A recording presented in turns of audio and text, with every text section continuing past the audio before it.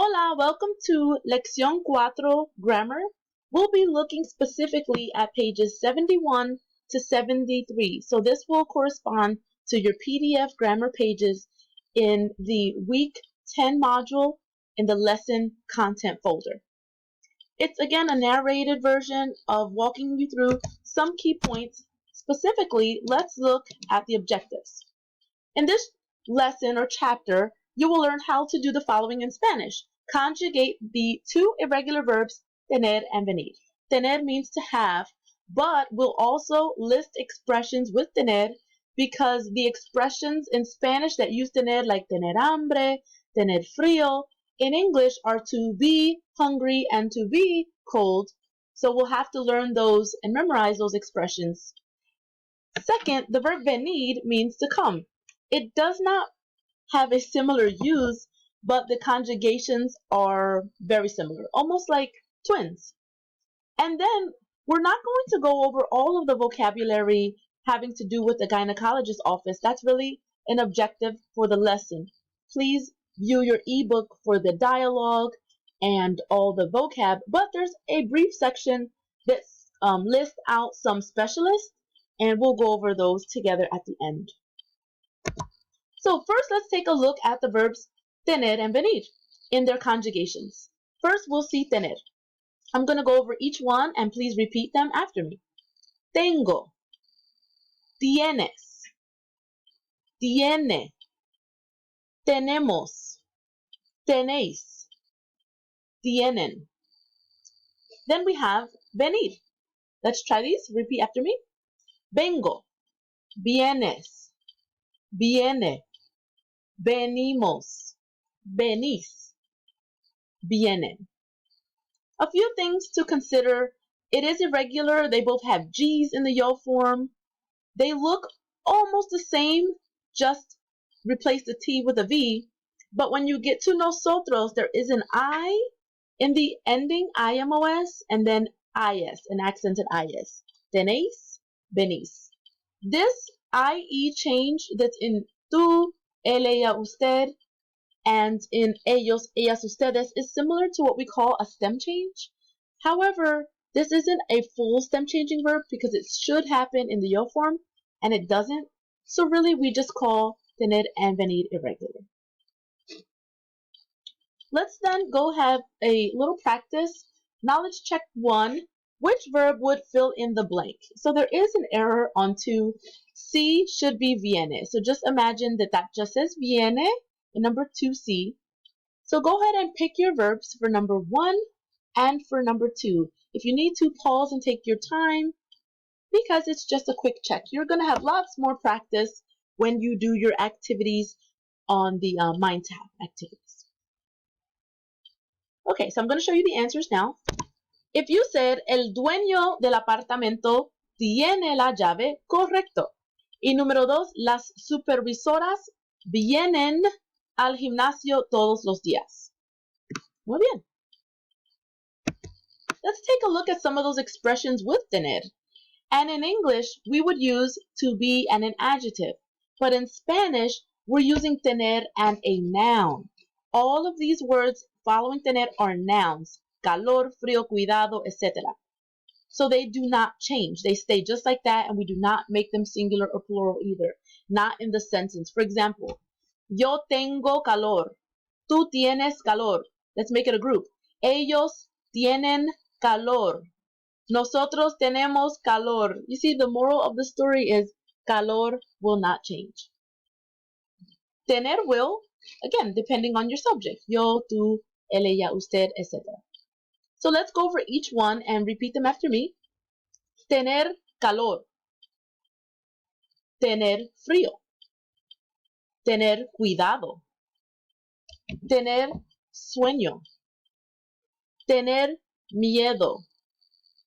Tener hambre. Tener sed. Tener prisa. Tener razón. And for the last one, really, I don't like that they put dos because it could be any number.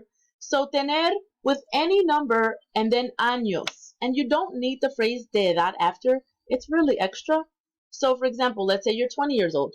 Tener 20 años. And don't forget to change tener. Yo tengo 20 años, for example.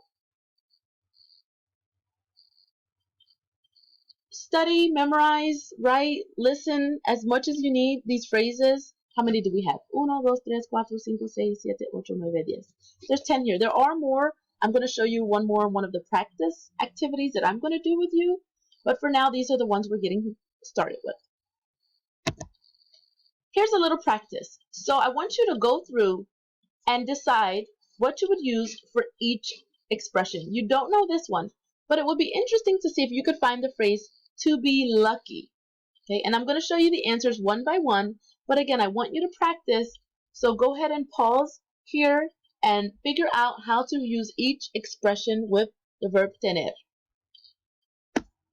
We'll get started from left to right over in this corner. Tener miedo.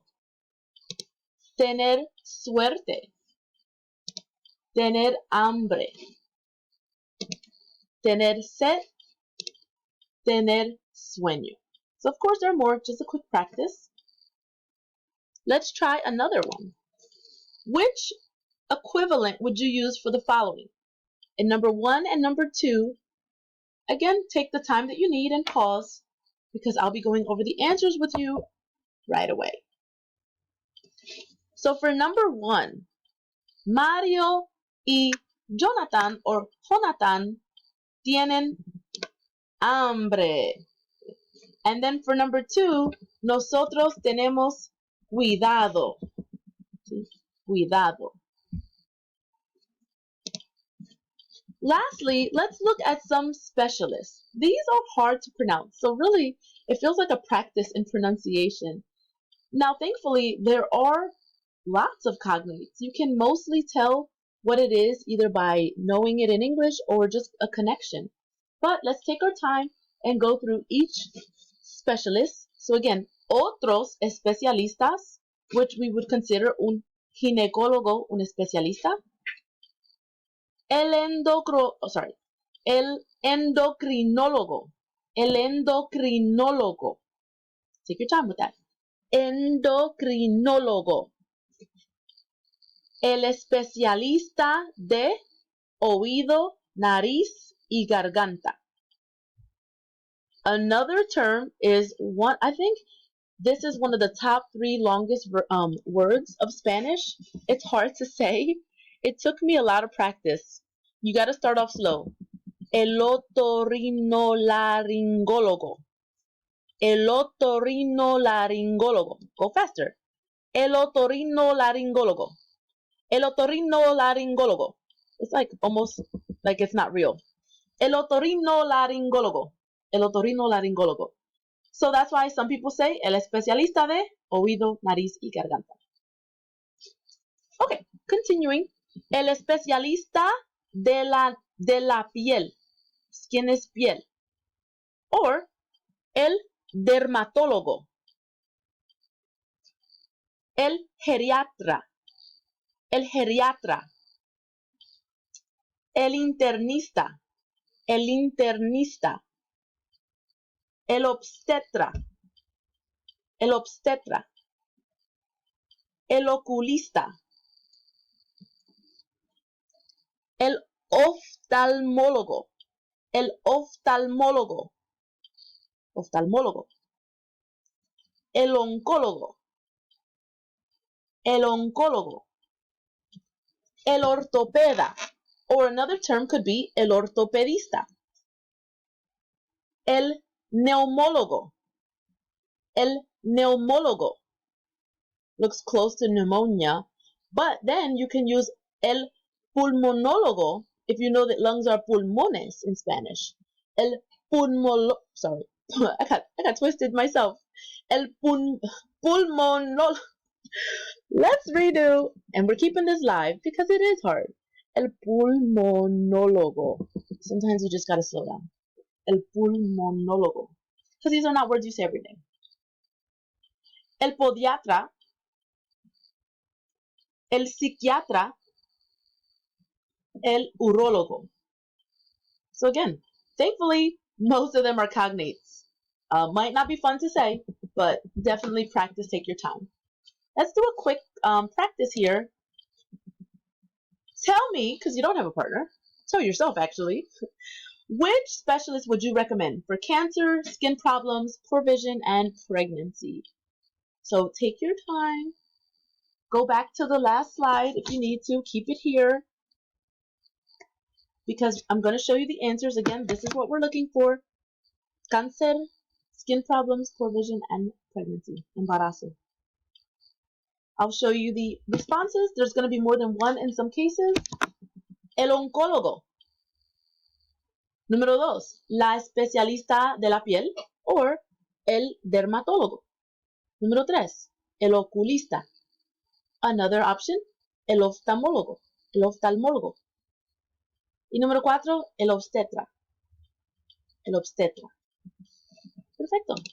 So again, this was a quicker one because in this presentation, we focused mostly on the verbs tener and venir, looking at expressions with tener, and went over the additional vocabulary that is in your ebook. I'm actually going to give you a page number because I want you to know it's not all of it. That was just a segment from Leccion 4, and I'm looking for it right now. It's called Vocabulario Adicional on page 47, corresponding to your ebook where you find vocabulary, not the grammar PDF pages. Let me know if you have a question about that. Bueno, hasta luego. Nos vemos en lección 5. Muchas gracias.